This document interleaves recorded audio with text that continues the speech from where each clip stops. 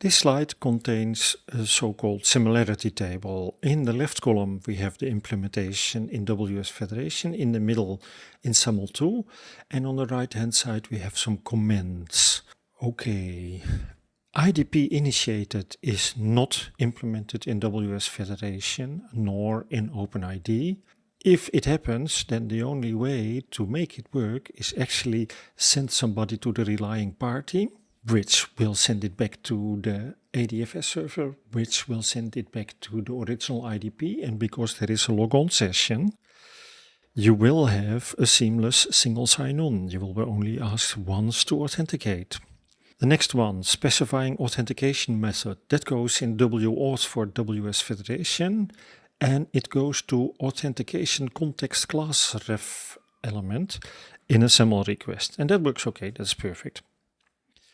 Another nice one was the wfresh equals 0, meaning log on now, ask for credentials, do not use a session cookie that was created earlier, do authentication now. And it is called the force authentication attribute equals to true, and that works perfect too. SAML2 has a special thingy that is, in the authentication request you can already say who you want to be logged on.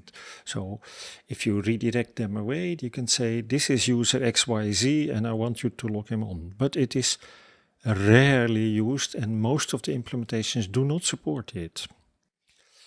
Another one which is widely used in WS Federation, that is the WHR parameter.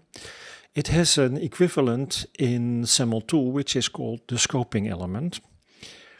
But on SAML2 it is seldom implemented. Denmark and consequently the SAML PHP implements it, but it is not often used. It's a nice thing to have, but it's not often implemented.